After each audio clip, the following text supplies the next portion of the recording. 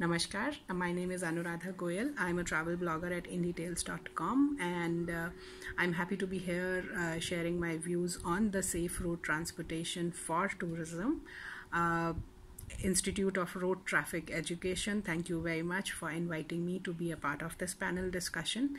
As a traveler, I have traveled on all roads across India, a lot of roads across India, national highways, state highways, village roads, pagdandis, everything.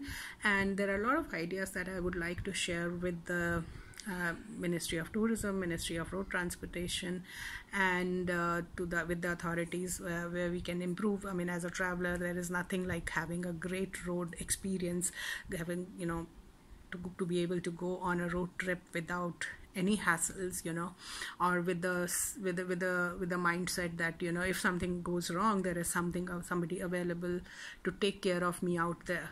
Okay, so in the 5 minutes that I have been given, I am going to talk about 5 points which I think are the top priority for me as a traveler.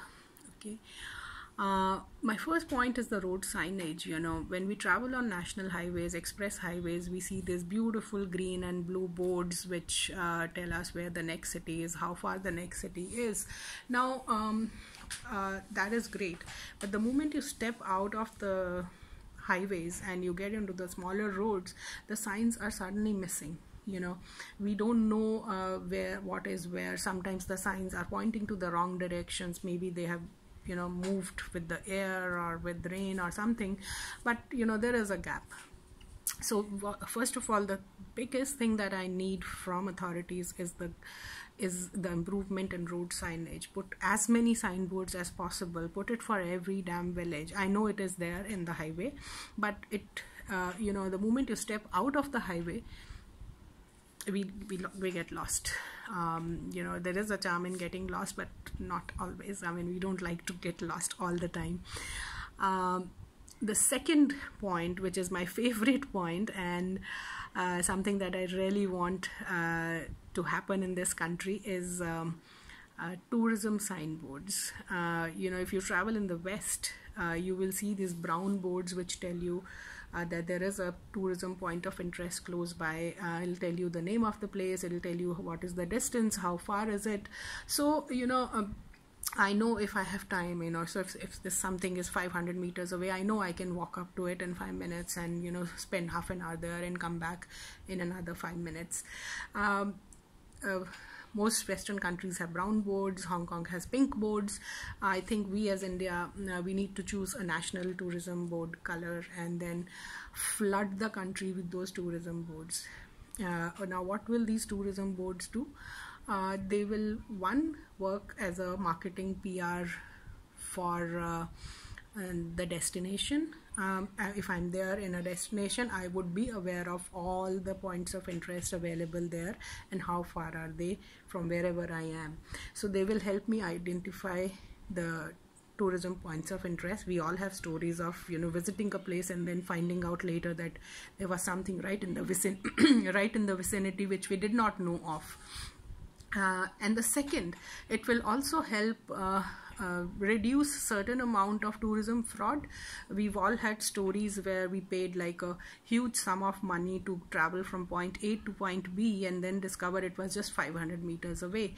So if a tourism board tells me it is 500 meters away, I know I can either walk or what is the right amount that I should pay to a transport guy to take me there.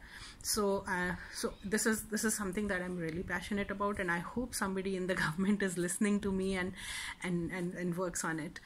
The third is a very common barrier that we face anywhere we go.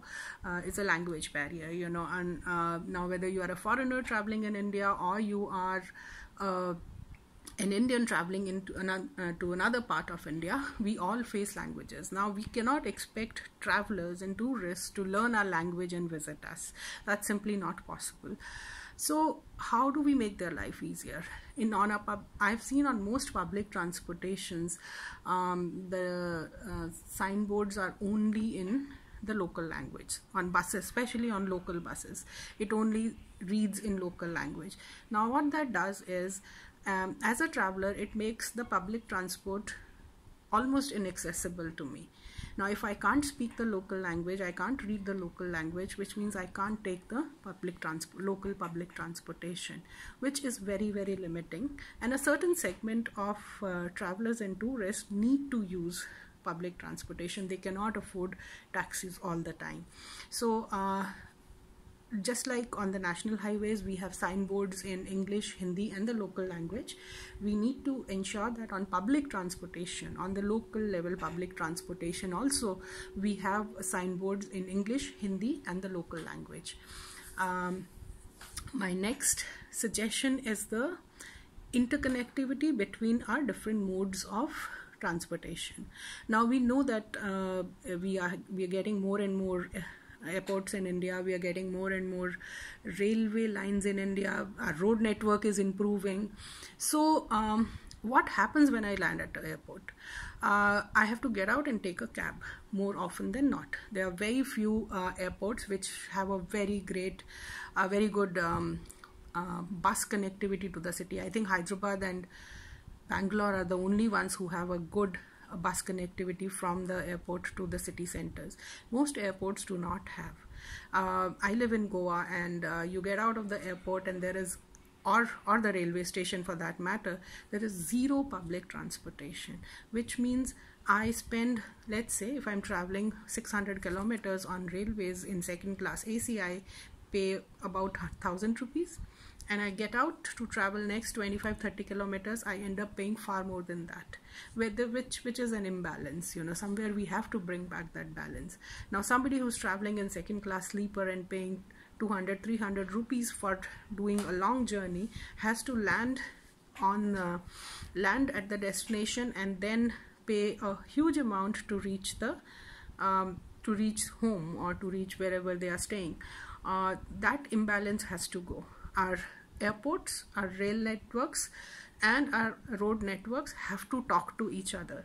There has to be a connectivity between the airport and the nearest railway stations, and the nearest railway stations and the bus stops, and airport to bus stops. So this network has to be created of local transportation, which at this point in time, barring a few exceptions, does not exist. And this is a huge barrier when it comes to traveling around the country. Our road network is definitely improving. There are no two thoughts about it. It is improving. It is getting cleaner also. I see lot of toilets coming up. I was surprised. I was traveling in Coorg a couple of weeks back, and every small destination, everywhere we stopped, there was a toilet. There was a board telling us where the toilet is. But are they clean? Are they clean to at the level at which we want them to be? I'm not too sure.